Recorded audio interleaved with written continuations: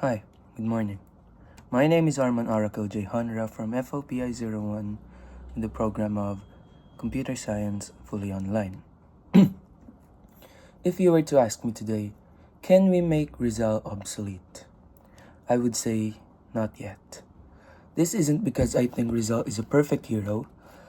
I don't think any hero is. But rather because I think his presence in our society is still crucial, because we haven't yet developed into the country he envisioned. We study his life, understand his novels, visit his shrine in Luneta, and see his name everywhere, in schools, parks, and in our currency, the peso. But we frequently forget to ask, are we upholding the principles he fought for? Or have we elevated him to such a high position that we have forgotten to put his message into practice? I was greatly challenged when I read the essay, Our Task is to Make Rizal Obsolete by Renato Constantino. Constantino reminded us that heroes shouldn't be idolized indefinitely, not to disparage Rizal.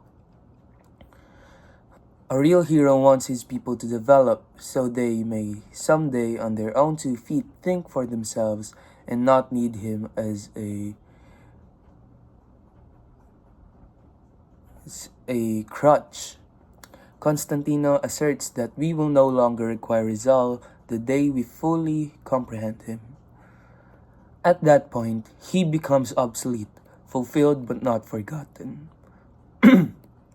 However, given the state of our nation today, I don't think we've arrived at that stage yet.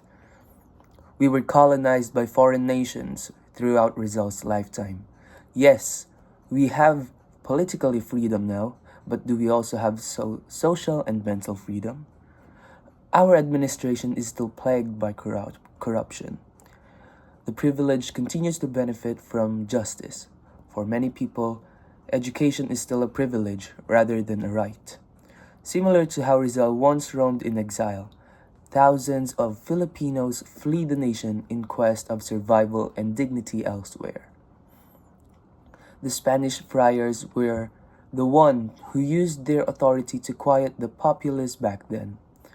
These days, it may be complacency, avarice, or misinformation. Although oppression's manifestations have evolved, the system frequently feels the same. Rizal believed in the dignity of the Filipino people, the power of knowledge, and nonviolent transformation. His ideal citizen would be one who challenges injustice, thinks critically, and acts bravely. Let's face it, though a lot of us know Rizal via textbooks and grade tests, we forgot why he died. But we do remember the day of his death. Even while we respect him, we seldom ever considered what Rizal would have wanted me to do today. Can Rizal become obsolete? Yes, eventually, and I'm hoping we do.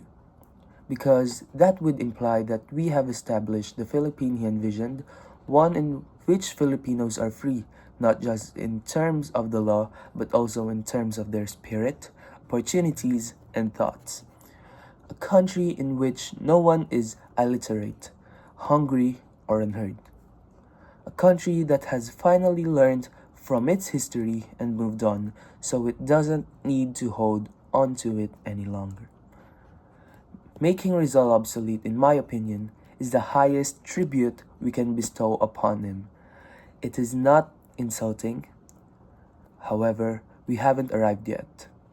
I thus make the decision to remember Rizal in my thoughts, deeds, and outlook on this nation's destiny today, because Rizal will always be a part of our journey until we become the country he died for. Thank you.